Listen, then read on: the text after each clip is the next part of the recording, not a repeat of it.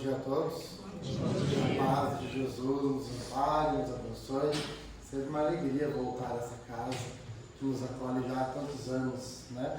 Que fez aniversário recentemente. Então, mais uma vez, os nossos parabéns à casa, né, que acolhe a família toda já há bastante tempo. Então, uma grande alegria realmente. Trouxemos como tema hoje uma fala de Paulo de Tarso e que pode nos chamar a atenção à primeira vista. Sepulcros abertos. Que é pesado o nome. Sepulcros, túmulos abertos. O que será que Paulo de Tarso está querendo nos dizer quando nos traz essa referência? E ela está lá então nas cartas aos Romanos. Se a gente for lembrar de Paulo de Tarso como uma das grandes lideranças que se tornou do cristianismo, aquilo que a gente chama de cristianismo primitivo, após a morte de Jesus, quando teve contato com a mensagem cristã, se tornou um dos grandes líderes da doutrina cristã, levando o cristianismo para as diversas partes do mundo. E à medida que ele levava os ensinamentos cristãos, ele se tornava uma chave, uma liderança naquelas igrejas redivivas, aquelas igrejas que surgiam espalhadas pelo mundo todo, como realmente alguém que precisava de orientação. E Paulo de Tarso dava então as suas orientações às diversas cidades que passava, Éfeso, Corinto, por meio das cartas. Ele se utilizou do mecanismo das cartas para ter contato com todas as igrejas que lhe pediam as orientações. E uma dessas, então, é as cartas aos Romanos, que é uma das cidades mais importantes que Paulo de Tarso atuou, levando em conta que era a sede do Império Romano, que ainda era ligado ao politeísmo, perseguindo os cristãos. Somente no século IV é que o cristianismo receberia a autorização do Império Romano para ter o seu culto. E depois, no mesmo século, alguns anos depois, receberia então o título de ser a religião oficial do Império Romano. Mas até então era perseguido com grande afinco. Tanto que, se nós formos lembrar dos 12 apóstolos, dos 12, 9 morreram martirizados. 9 morreram pelo simples fato de terem seguido Jesus. Os 3 que tiveram, que a gente pode chamar de uma morte natural, que não foi tão natural assim também. Afinal de contas, um deles foi Mateus, que realmente teve uma morte natural. Outro foi Judas, que foi por meio do suicídio. E o terceiro, que é João, que morreu muito velhinho lá na ilha, preso, mas também não morreu porque conseguiu sobreviver, então foi colocado em um tacho fervente de óleo. Mas a tentativa de morte havia acontecido. Então, o ser cristão naquela época era extremamente difícil. E Paulo não era um dos 12, mas também sofreu com o mesmo martírio. Foi morto pelo simples fato de ter aderido ao cristianismo, à doutrina de Jesus.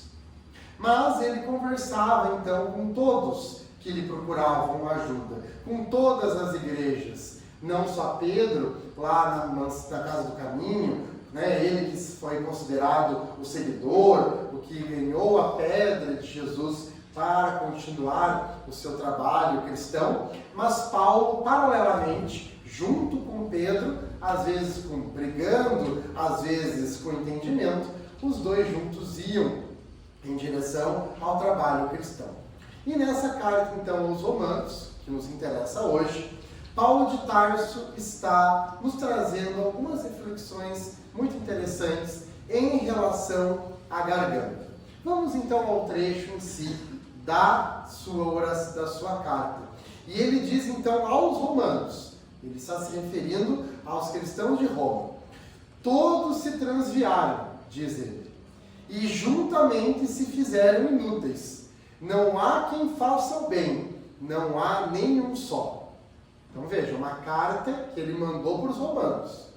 E ele está comentando das atitudes que os romanos estão tendo no seu dia a dia. E ele diz então que todos aí se transviaram. Começou bem, né? Então, como líder que era, a bronca já começou nesse trecho. Tem uma fala anterior, mas aqui ele começa dizendo: todos vocês se transviaram aqui em Roma. Nenhum. Não há nenhum que faça o bem. Não há nenhum só. A bronca começa nesse nível. Vamos lembrar que Paulo de Tarso era doutor da lei. E com o mesmo rigor que aplicava a lei judaica quando era doutor da lei, ele vai aplicar da mesma maneira agora como cristão. E aí então ele está falando da garganta. A sua garganta é um sepulcro aberto, um túmulo aberto. Com as suas línguas tratam enganosamente. Peçonha de áspides está debaixo dos seus lábios, trazendo aí a simbologia da cobra, né, do veneno na língua, cuja boca está cheia de maldição e amargura. Os seus pés são ligeiros para derramar sangue. Em seus caminhos há destruição e miséria, e não conheceram o caminho da paz. Um sepulcro aberto. Se não trabalhamos, né, no cemitério, no ML, talvez seja um pouco difícil para nós captar a simbologia que Paulo está querendo nos trazer nesse momento. Mas sepulcro aberto, a garganta sendo utilizada como se fosse um túmulo a céu aberto. Tentemos imaginar um túmulo a céu aberto. O cheiro, a podridão, né? Temos talvez a referência dos animais, quando tiver um animal morto na estrada, aquele cheiro inalando do corpo sendo, né, consumido pelos bichos. Agora imaginemos um túmulo humano, que é a simbologia mental que Paulo está nos convidando a fazer. A garganta sendo utilizada como um túmulo aberto, onde dali só sai podridão, malquerença e amargura e sangue, diz ele. Maldição. Peçonha de áspides está debaixo dos seus lábios. Nós não sabemos o que é que os romanos tanto estavam falando para receberem tamanha bronca de Paulo de Tarso. Mas com certeza não estavam utilizando os ensinamentos de Jesus. Não estavam falando, não estavam agindo como Jesus havia nos aprendido e nos ensinado. Por isso, a sua bronca. Mas isso não é novidade. Vamos lembrar que não é o primeiro a trazer isso. O próprio Jesus já nos trouxe isso. Está lá no capítulo 8 do Evangelho segundo o Espiritismo, em Mateus. Depois, tendo chamado o povo, diz: escutai e compreendei bem isso. Jesus, como sempre, extremamente pedagógico, didático. Escutai e compreendei bem. Porque ele sabe que muitas vezes o seu ensino, tem gente que ele escuta, mas não compreende o que ele fala. Escuta e compreende bem. E bem, mas não compreende exatamente tudo que a mensagem tem para dizer. Então Jesus está falando: escutai e compreendem bem isso. Não é o que entra na boca que macula o homem, o ser humano. É o que sai, que é o que o torna impuro. Porque o que sai da boca procede do coração. É o que torna impuro o homem. Porquanto do coração é que partem os maus pensamentos, os assassínios, os adultérios, os falsos testemunhos, as blasfêmias e as maledicências. Ele está falando isso porque ele foi convidado a dizer se tinha que lavar a mão antes do jantar. É o momento aqui da cena. É claro que Jesus não está nos dizendo que não é para a gente lavar as mãos mais antes de comer. Não é esse o ensinamento. Por isso que ele está dizendo: compreendem o que eu estou dizendo. Não é que não é para lavar a mão mais, mas eu estou aproveitando a oportunidade para trazer uma lição moral. De que o que macula o homem, o que nos deixa mal, o que nos atrapalha, é o que sai da nossa boca. É o que sai em termos morais. É o uso que fazemos da nossa oralidade, da linguagem da fala. E a garganta representando simbolicamente este falar. Porquanto do coração é que partem os maus pensamentos. Então aquilo que a gente fala, ele veio do coração, simbolicamente, veio do cérebro, mas o coração em termos de sentimento. Aquilo foi construído antes. Nada que a gente diz não foi construído anteriormente. As pessoas costumam dizer, mas eu não queria ter dito isso. Verdade? Mas você veja o que a frase está dizendo. Eu não queria ter dito. Agora, a construção daquela lógica, a construção daquele raciocínio, tinha sido feita antes. E estava lá no coração. O problema foi que você não conseguiu segurar a boca para falar e não falar aquilo que você sabe que é inadequado. Mas a construção do pensamento, ela foi feita antes. Ela não vem do nada. A gente não fala o que vem na telha. E mesmo assim, nós temos a nossa responsabilidade. O Livro dos Espíritos vai nos deixar claro que mesmo nos casos de obsessão, se estamos obsediados, mesmo nos casos das obsessões, nós também temos a nossa parcela de responsabilidade. Então não há por onde fugir. Mas eu não queria ter dito, não era isso que eu estava pensando. O pensamento veio do coração. Aquelas palavras vieram da tua alma. E é ali que nós precisamos tomar cuidado. Por coisa do coração que partem os maus pensamentos, os assassínios, os adultérios, os assassínios, os desejos de morte. Quando desejamos a morte de alguém, olha que grave. Quando utilizamos não a morte, mas o desejo que a pessoa morra. Quando nós xingamos alguém usando os xingamentos, Jesus já nos alertou sobre o xingamento. Se disser ao seu companheiro a palavra raca, que na cultura da época era o xingamento pior. Chamar de raca, falar raca para o outro, era considerado o pior xingamento que existe. A nossa sociedade hoje construiu, culturalmente, outras palavras. Nós temos no nosso vocabulário aquelas palavras que são consideradas xingamentos, consideradas ofensas. E, portanto, se nós a pronunciamos, nós estamos jogando essa energia nas pessoas. Nós estamos desejando que ela tenha uma dificuldade na sua vida. Mas e os assassínios? Os desejos de morte? Se eu tivesse oportunidade, eu matava. Já escutamos isso. Talvez se realmente tivesse oportunidade, não teria coragem. Mas somente o sentimento, a energia que está sendo emanada, nós vamos ser responsáveis por isso. Pela energia que nós estamos emanando quando soltamos esse tipo de comentário. Outras religiões espiritualistas trabalham com a ideia de usar elementos físicos para desejar o mal. Com certeza colocaram o meu nome na boca do sapo, né? Fizeram o meu bonequinho voodoo, estão cutucando, botaram no forno o meu bonequinho voodoo. Fizeram isso, fizeram aquele outro. Mas isso são simbologias. É o caminho material que algumas pessoas precisam utilizar para atingir o outro. Mas para a doutrina espírita, não precisamos do subterfúgio do material. Nós podemos atingir o outro sem botar na boca do sapo, tadinho do sapo. É somente pelo pensamento. É pela energia.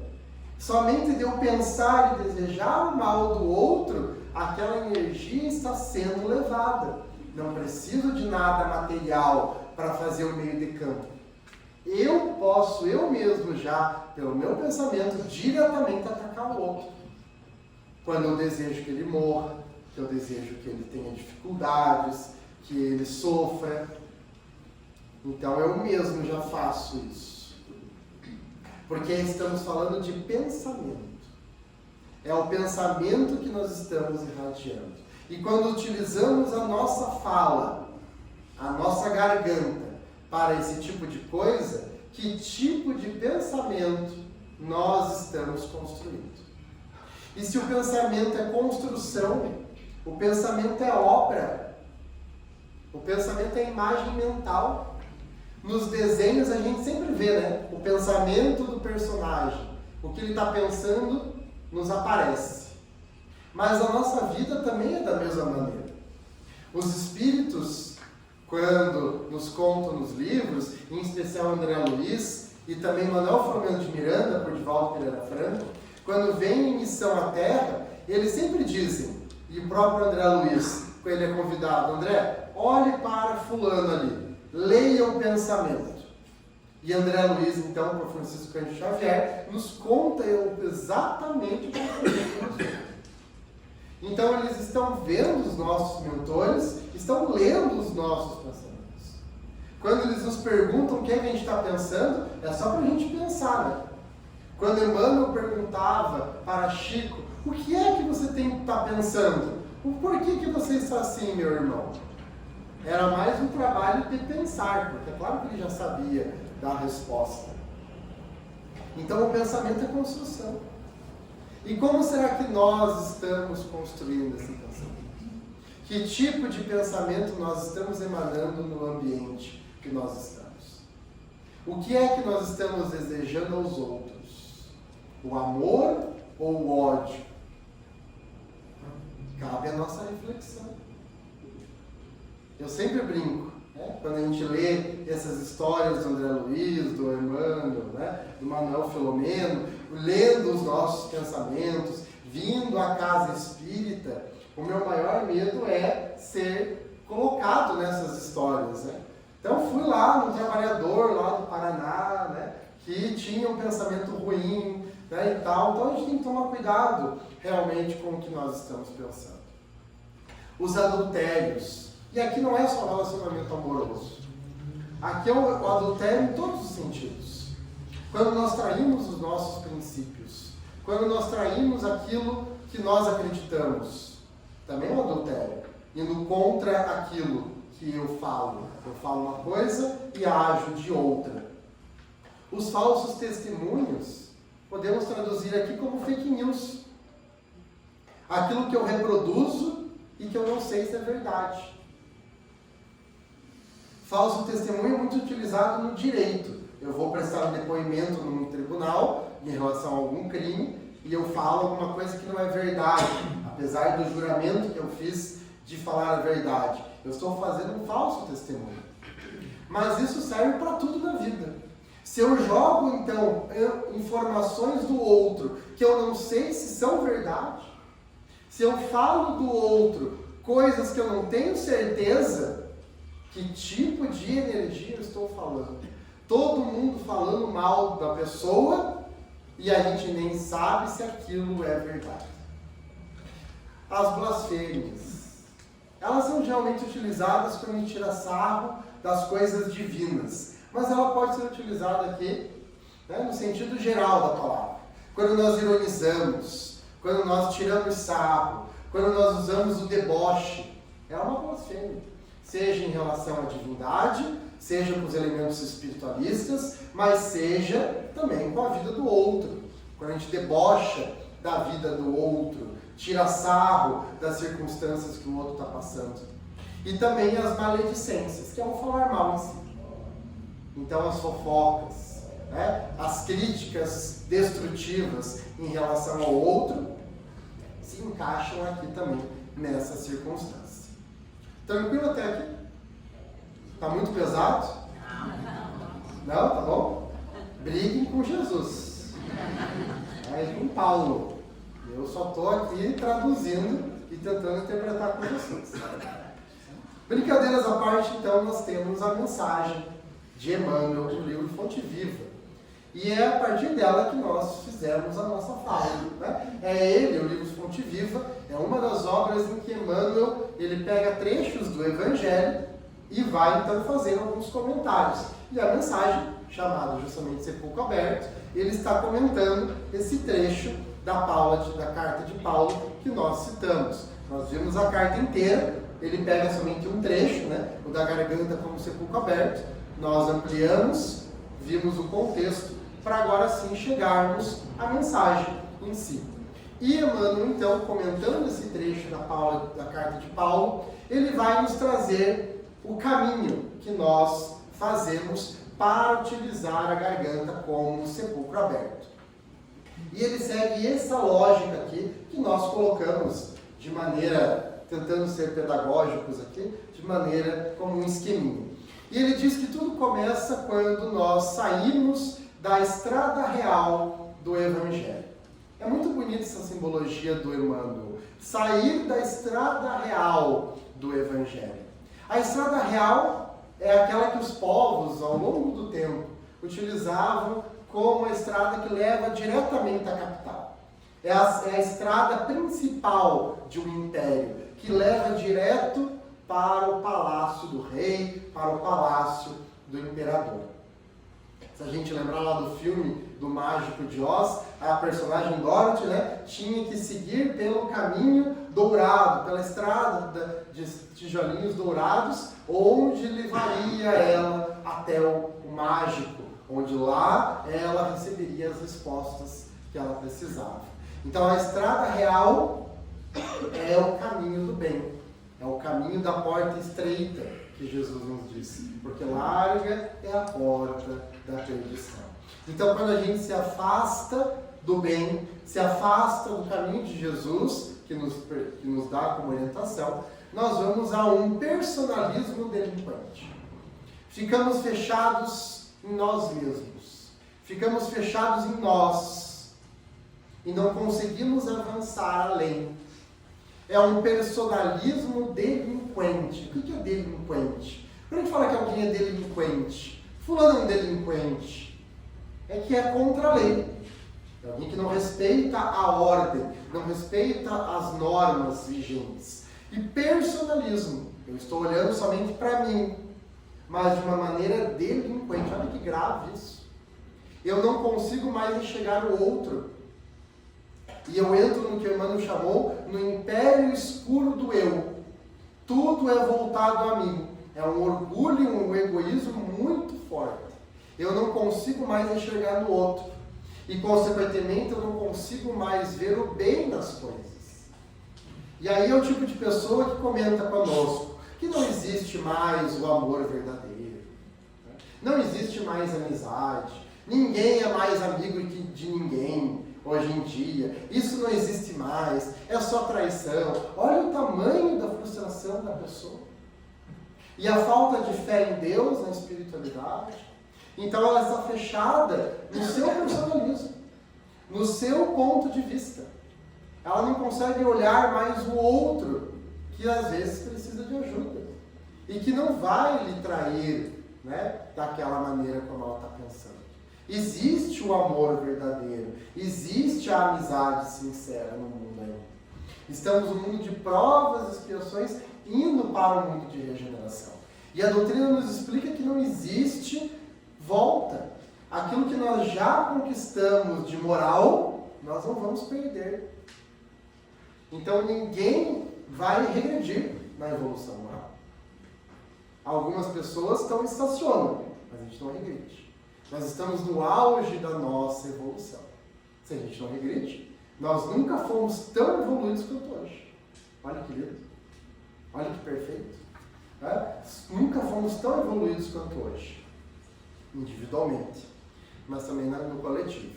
Então a gente fica preso a esse império escuro do eu. E aí a garganta vira um túmulo. Claro, eu estou fechado em mim, eu estou fechado somente ao meu próprio personalismo, às minhas próprias questões, aos meus próprios valores. É aquela pessoa que não lhe pergunta, ela já tem a resposta pronta. Ela já sabe tudo sobre você. Por que você fez isso? Garanto que é por causa disso. Por que perguntou então? Você já deu a resposta? Você está fazendo isso porque com certeza ele já deu a resposta. Então primeiro pergunte. Vamos ver o que vamos receber de resposta. Então a pessoa está fechada nela. no seu próprio egoísmo, no seu próprio orgulho, ela não consegue ver o outro. E se ela não consegue enxergar o outro, vai usar a garganta como túmulo. Nós já sabemos disso. O contrário do amor é o ódio? Sim ou não? Sim. Sim? Não é, gente. Desculpe. Mas é a indiferença. O ódio é o amor doente. Quando eu odeio alguém, eu sei tudo da pessoa. E ela é importante, ela mexe comigo. O que ela faz me irrita. Então isso é amor. Eu vejo o outro. O outro é importante para mim. De uma maneira errada, mas é importante. Agora, quando eu não tenho nenhum sentimento de amor pelo outro, eu sou indiferente. Eu nem vejo o que o outro passou por mim. Eu nem vejo o que o outro faz. O que o outro faz para mim nem me interessa. Esse é o contrário do amor, não é o ódio. O ódio é o amor doente. Por algum motivo ficou doente. Mas o contrário do amor é a indiferença. E quando a gente vai ficando nesse personalismo, a gente vai usando e vendo os outros ou pelo ódio ou pela indiferença. E aí a gente só solta impropérios. E a garganta vira um túmulo aberto. E a gente se sintoniza com as coisas ruins. O pensamento é sintonia. E aí se o outro está sintonizado e junto comigo, ele vai captar todas as energias ruins que eu estou soltando. Por isso que Jesus nos fala do vigiai e orai. Se eu me vigio, se eu mantenho o meu pensamento elevado, o outro pode até vir jogar o pensamento negativo em mim, mas eu estou com o pensamento elevado. Agora, se eu não estiver com o pensamento elevado, se eu não estiver vigilante, eu vou captar esse pensamento e vou ser atingido pela energia negativa do pensamento, do ódio, da raiva que o outro jogou em mim. Então precisamos quebrar esse ciclo vicioso. Ok? E aí então Emmanuel vai nos dizer quais são exatamente esses problemas. Quais são exatamente esses males que a gente usa ou entra quando usamos a garganta como um sepulcro aberto. E ele vai nos dizer, primeiramente, vêm somente os efeitos e os pontos frágeis. Então a pessoa que entrou nesse contexto aqui, ela só vai conseguir ver os defeitos e os pontos frágeis do outro. Ela não consegue ver o lado positivo das coisas. Ela não consegue ver o lado bom das pessoas. Somente os defeitos. Como professor, a gente brinca que a gente usa, quando vai falar com o aluno, mas também serve para qualquer liderança. Os líderes fazem com a gente a tal da bronca sanduíche. Já sabem disso. Quem é líder, provavelmente, a liderança no trabalho, ou na casa espírita, em casa, é importante utilizar aí a bronca sanduíche. Que você primeiro elogia, aí você dá a crítica que você precisa fazer, dá a bronca, e aí você finaliza com um elogio de novo. E a pessoa sai feliz. É o que a gente brinca que é a bronca sanduíche. Então você elogia, dá a bronca e elogia de novo. Aí fica a coisa mais leve. Mas a pessoa que ficou nesse contexto, ela não consegue fazer isso. Ela só consegue ver a crítica. É somente o defeito. É somente o ponto frágil. É só as dificuldades do outro. E não só isso. Faz longos comentários sobre as zonas enfermizas. Essa fala é do Emmanuel. Longos comentários. Sobre as zonas enfermiças. Sobre as dificuldades alheias. As zonas enfermiças são as coisas que a gente passa de dificuldade. São os problemas que cada um passa no seu dia a dia. E a pessoa gosta de comentar disso do outro. Fulano você não sabe. Está lá sofrendo com o marido. A outra você não sabe. Tem um filho que é o capeta. A outra você não sabe. Faz tudo errado no trabalho. E a gente vai... Tem uma dificuldade aqui, uma dificuldade ali, e a gente vai soltando os comentários, comentando sobre as dificuldades alheias. Ao invés de auxiliar a pessoa que está passando por aquele problema, por aquela zona enfermiça na sua vida, a gente comenta. E a pessoa aqui faz longos comentários sobre isso. Palestras compridas difamando as intenções do outro. Ah, fulano está fazendo isso? Ah, mas tem objetivo por trás. Tem um interesse oculto. Cuidado! Cuidado, que ele vai te pegar na virada. Cuidado, que ele está se fazendo bonzinho, mas ele tem um interesse por trás. Então vai fazendo esses comentários em relação ao outro. Suspeitas, traz a suspeita. Acabamos de falar. Não existe amizade. Cuidado com a atitude do outro, cuidado com a atitude do fulano. Se cuide, Não seja muito bonzinho. E aí você vai gerando a suspeita no ambiente que você está. Seja o ambiente familiar, seja o trabalho, seja a família, seja o seu espírita, seja onde a gente estiver, os nossos ambientes de coletividade. Vai levando a suspeita, a má fé para o ambiente, o desânimo e a queixa. Pessoa que só reclama de tudo. Reclamando do fulano, reclamando disso, reclamando de tal coisa, reclamando do governo, reclamando da liderança, reclamando de tal, reclamando de tudo. Nada tá bom. Nada tá bom. Tudo reclama. É só a queixa pela queixa e não para construir alguma coisa. E por fim, o que é que ela está soltando? Ruínas e tóxico de morte, como já disse o próprio Paulo de Tarso. Em seu caminho só há destruição e miséria. Então olha o ciclo vicioso que nós entramos às vezes no nosso dia a dia. Eu tenho certeza que cada um de vocês aqui agora, até pelas risadas, pensaram em alguém que entra bem nesse contexto aqui, Ou não? Lembraram de alguém que se encaixa exatamente nesse contexto? Você mesmo? Que bom! Que bom! Era isso que eu ia falar. A gente tem que lembrar que a doutrina é para nós. Por mais que a gente lembre dos outros que se encaixem aqui, mas a doutrina é para nós. Fulano tinha que estar aqui escutando isso. Pois é, mas é você que está. Deveria estar mesmo, mas não está. Então tá a gente. Então é para nós. Talvez um outro dia o outro venha e se toque e também mude a postura. Mas no momento, isso aqui é para a gente. Será que nós não entramos nesse contexto também na nossa vida? Será que a gente também não entrou nesse ciclo aqui, de fazer esse tipo de coisa na nossa vida e, portanto, jogando somente energia negativa, ao invés das energias positivas que nós podemos utilizar no nosso dia?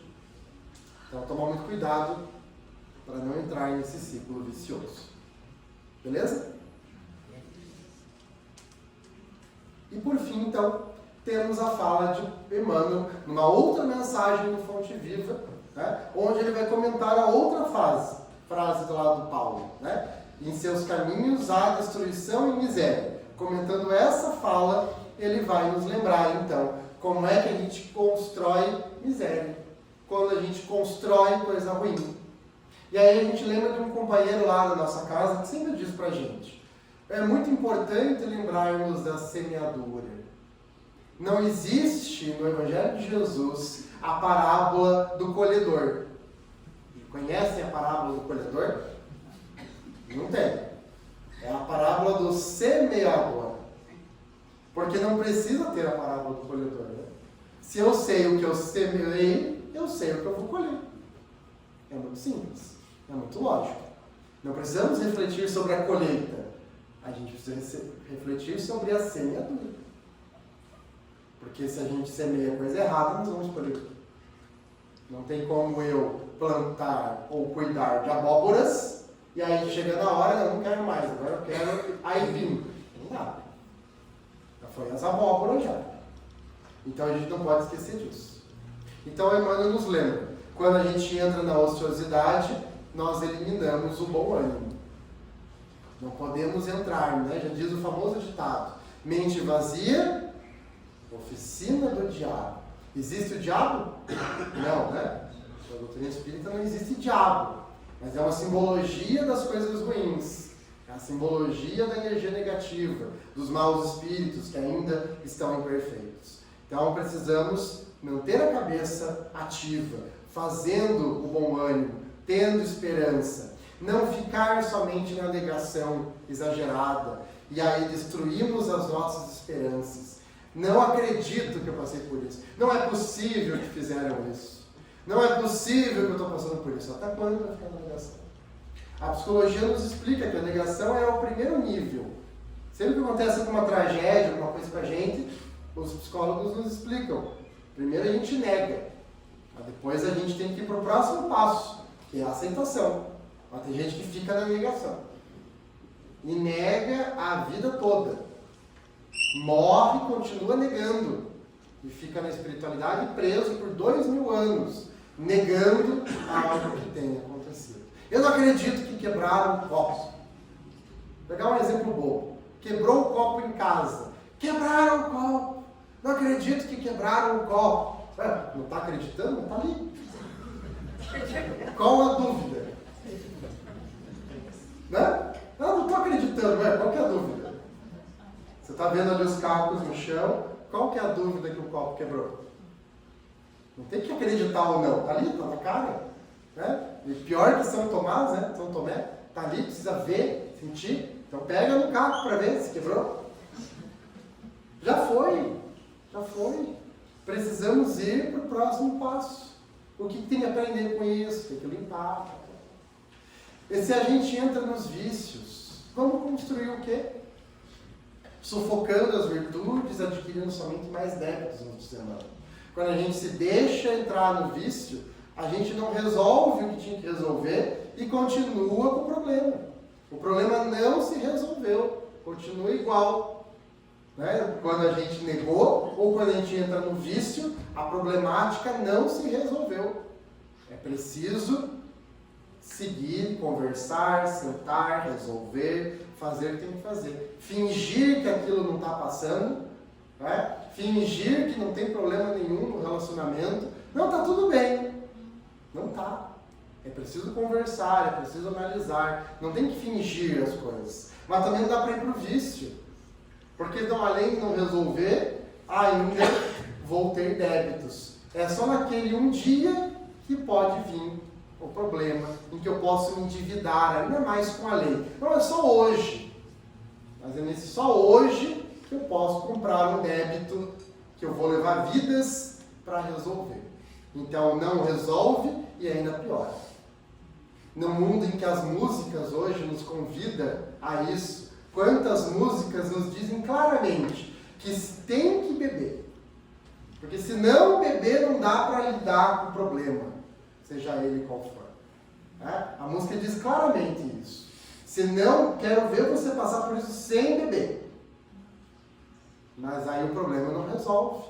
O problema continua igual no outro dia. O problema não se resolveu. Negar é a mesma coisa. Não vai resolver o problema. Passar na frente da pia e negar que tem louça ali vai fazer a louça ser lavada? Já aconteceu com vocês isso? Se aconteceu, me contem. Estou procurando saber. De tanto você negar, a louça sumiu, ela não está mais ali. Alguém lavou, né, gente? Se sumiu é porque alguém lavou. Não tem milagre. Então, não existe isso. Precisamos lidar com a realidade e não ficar no mundo da ilusão. E é esse sentido que ele fala. A mesma coisa do desespero e da tristeza. Se eu entro no desespero exagerado, aqui a tristeza não é o chorar, né? Ficar triste é normal, aqui é a tristeza exagerada que ele está falando. As reclamações improfícuas, aquela reclamação que não me leva a lugar nenhum, aquela reclamação pela reclamação, como a gente acabou de comentar. Eu reclamo por reclamar. Né? Não vai adiantar nada eu reclamar, mas eu vou continuar reclamando. Como diz a música, né? Então, porque eu também resolvi dar uma queixa, porque eu também sou um rapaz latino-americano, como diz você. Certo? Eu vou reclamar por reclamar. Eu vou reclamar porque eu quero reclamar. Né? Mas não leva a lugar nenhum. Então precisamos tomar esse cuidado também sempre. Né? De não entrar nesse desespero exagerado e na tristeza exagerada. A tristeza é um sentimento normal, precisamos lidar com ele, mas na medida certa, e não com reclamações que não me levam a lugar nenhum. Uma reclamação que me seja construtiva, que me faça construir coisas boas, e não construir destruição e miséria somente. Por fim, por último, então, temos as soluções que Emmanuel nos apresenta.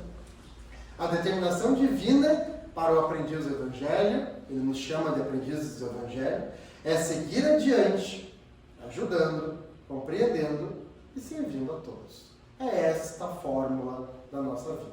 Independente dos problemas, seguir adiante, ajudando, compreendendo e servindo a todos que precisam. Estacionar é mobilizar os outros e congelar-se. Revoltar-se é chicotear os irmãos e ferir-se. Fugir ao bem é desorientar os semelhantes e aniquilar-se. Se eu paro meu carro no meio da pista, eu estou me estacionando, eu estou parado e eu estou me mobilizando que os outros vão ter que fazer um esforço para não bater em mim e poder seguir adiante. Então eu preciso seguir adiante. É revoltar-se, aquela revolta exagerada, é chicotear os irmãos, eu estou machucando os outros e eu estou me ferindo também sem perceber. Fugir ao bem, deixar de cumprir o bem, entrar no império escuro do eu, é desorientar os outros, que vão ter que lidar com as minhas insatisfações. O outro que vai ter que lidar com o meu personalismo delinquente, com o meu império escuro do eu, que eu estou fechado nisso. E eu estou fazendo as coisas, estou machucando os outros e não estou percebendo. Estou machucando todo mundo e não estou dando nem bola para isso. Então os outros vão ter que lidar com isso. Então eu estou machucando os outros. Então perceba atenção. Cuidado com a sua garganta, se não está machucando o outro. Né? Prestar atenção como que o outro vai receber a mensagem que você está transmitindo. Reconsidera, portanto, por fim, os teus passos espirituais. O realinhamento, o repensar. Se você acha que está indo pelo caminho errado, repense. Reconsidere os teus passos. E recorda que a nossa garganta, a nossa oralidade, a linguagem falada, mas também as outras linguagens, aqui em especial a falada, deve ser sempre consagrada ao bem, pois só assim se expressará por ela o verbo sublime do amor. Os espíritos gostam de usar a simbologia do hálito, bem a ver com isso que nós estamos falando. O hálito fresco do amor, o hálito da esperança, oralidade, o hálito, oralidade, a fala, a garganta. Transmitir energias boas, transmitir esperança, transmitir consolo por meio da minha fala. E não destruir a vida do outro, não acabar com o outro, não aumentar o sofrimento que o outro está passando. E sim, usar a minha garganta como instrumento. Como Francisco de Assis nos disse, sejais instrumentos de vossa paz. Então, utilizar a garganta, utilizar a linguagem oral para transmitir a mensagem, transmitir o amor, transmitir o consolo, transmitir a sabedoria, a esperança, a tranquilidade, a esperança, a fé e a coragem. É esse o nosso trabalho enquanto encarnados. Ajudar os outros. E se temos a capacidade da fala, devemos utilizá-la como instrumento da paz. E não como instrumento das coisas ruins, do desequilíbrio, da desunião. E, portanto, como nos diria Paulo, transformando a garganta em um sepulcro aberto. Mas sim, num hálito fresco do amor e da caridade. Agradeço profundamente o convite da casa, estou sempre à disposição e agradeço a todos pela caridade que tiveram de me escutar nessa manhã. Que Deus os abençoe e nos ilumine. Muito obrigado e muita paz.